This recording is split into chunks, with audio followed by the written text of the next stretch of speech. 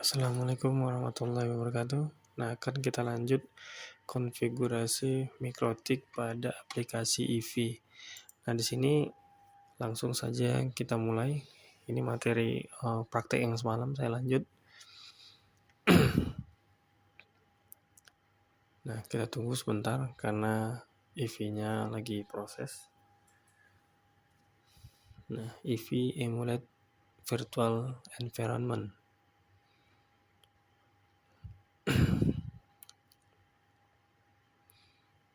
Nah, kita tunggu sebentar. Jadi dari sini IP akan keluar seperti biasa, dan IP itu nanti kalian masukkan ke browser Google Chrome dengan IP 192.168.254.128. Nah, jika selesai, maka tampilan EV akan keluar.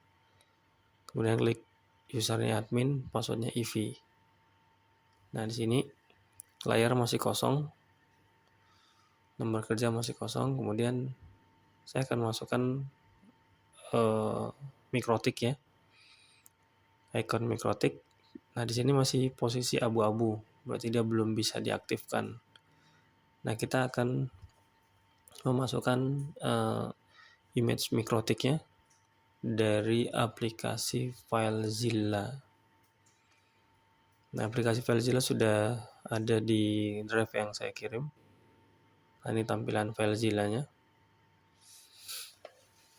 Nah, di host itu nanti masukkan IP dari EV-nya 192.168.254.128 tadi.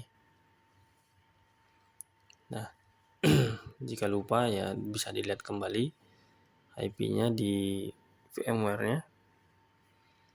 Nah, kemudian username itu adalah root. Ya, username-nya root. Ya, kita ketik dulu username-nya root. Kemudian passwordnya adalah EV. Nah, di sini kita pakai port 21. Nah, port 21 itu bukan port untuk SFTP ya, tapi itu adalah FTP, file transfer. Nah, yang kita pakai hostnya adalah SFTP. Kalau SFTP itu adalah portnya 22 ya, port 22. Kemudian klik connect, ini akan muncul pop up. Nah, jika sudah muncul tampilan seperti yang di layar, maka kalian sudah masuk ke dalam aplikasi EV-nya. Nah, kalau misalkan sudah selesai, kita tinggal masukkan ke root, kemudian folder OPT, kemudian masuk ke unit lab, masuk ke add-ons. Ya, add-ons baru QEMU.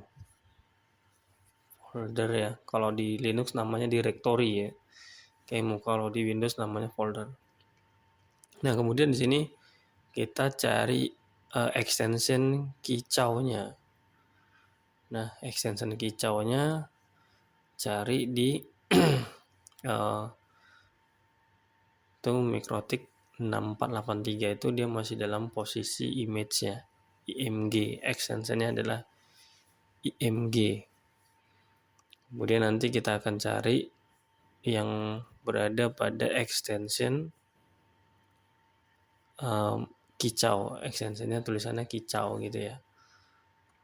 Nah, kita tunggu sebentar.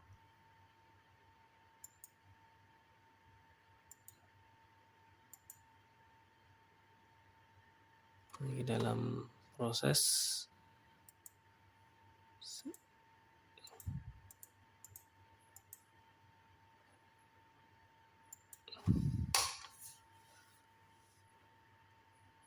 Nah, ini ada trouble sedikit.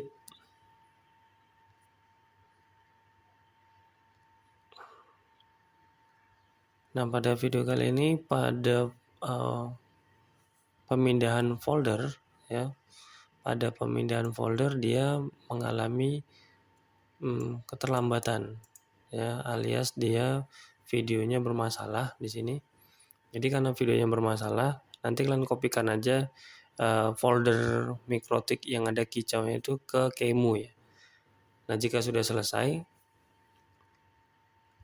Maka di sini nanti harus kalian kopikan.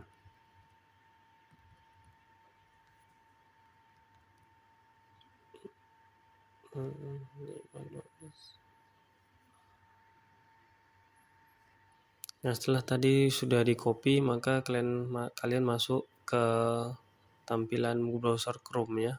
Buka lagi IV-nya. Tadi ada video bermasalah ya. Ada beberapa menit. Kalau tidak tahu nanti silakan japri. Nah, kemudian nanti di sini ada mikrotiknya. Kemudian mikrotiknya sudah bisa dipanggil. Nah, nanti di sini trouble-nya adalah mikrotiknya tidak jalan, alias pada saat diklik kemudian dia balik lagi kembali ke warna abu-abu.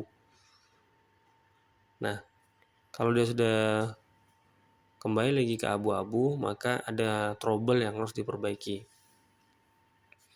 Nah, trouble yang di sini adalah kita harus mematikan ataupun menonaktifkan semua tampilan di browser, kemudian tampilan di VMware, karena harus kita matikan dulu semuanya. Nah, di sini ada keterangan, jika pada mikrotik bila dihidupkan kemudian mati lagi, solusi periksa pada virtual machine setting device virtualnya. Nah, sini device processor, kemudian pilih virtual engine, itu di checklist ya. Nah, ini kita minimizekan dulu. Kemudian ini semua kita tutup. Kemudian di sini juga kita tutup semua aplikasi yang di VMware-nya alias di power off. Nah, biar tidak ada bekas. Nah, kemudian sini masuk ke IV-nya, edit setting, kemudian masuk ke prosesor, kemudian setting virtual Intel-nya. Jadi checklist ya. Tadi nggak di checklist, sekarang kita checklist, kemudian aktifkan kembali IV community-nya. Kemudian sambil dia berjalan dan muncul, masukkan IP-nya 192.168.2.128 atau 26 gitu lah IP-nya.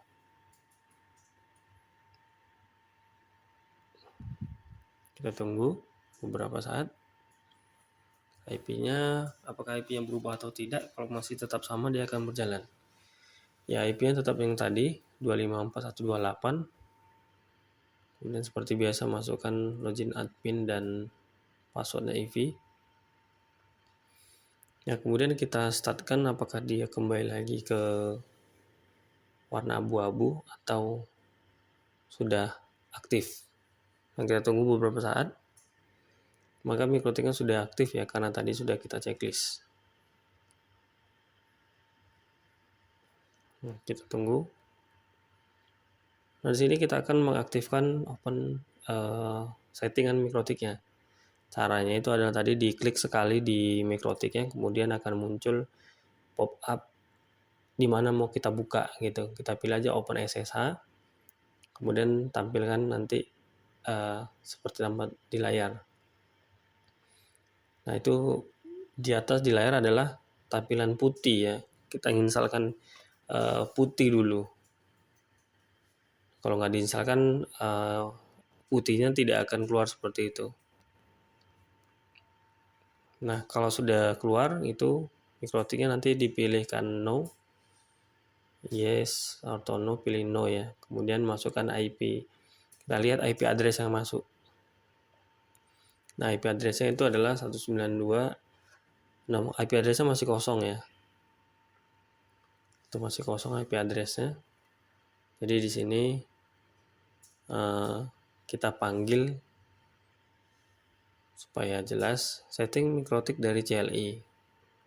Nah, dari putihnya itu kita setting CLI-nya. Nah, perintahnya adalah IP DHCP client. Saya jelaskan dulu karena kita panggil dia melalui IP DHCP client. IP DHCP client. Nah, add kita tambah ya IP DHCP client, add interface berapa dia portnya tadi yang mau kita pakai. Ether 2 karena jalur yang dari internet dari atas, yang cloud yang di atas itu melalui Ether 2. Kemudian disable no. Kemudian kita lihat IP-nya melalui IP address print detail. Nah, IP address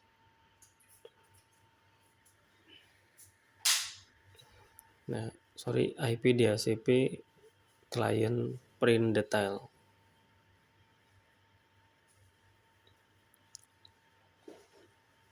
IP DHCP client print detail. Nah, kemudian nanti kita pindahkan ke putihnya. Nah, kita ketik di sini IP yang pertama, perintahnya IP DHCP client interface.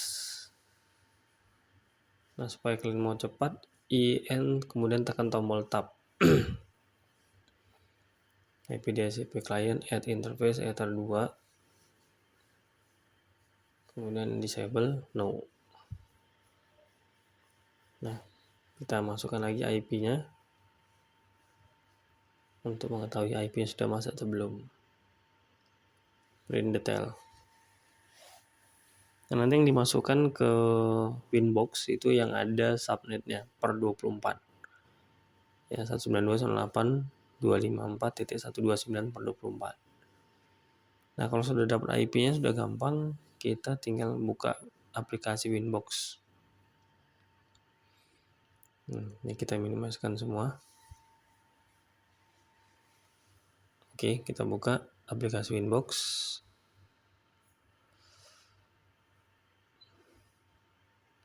Nah, IP-nya adalah 192.168.254.129.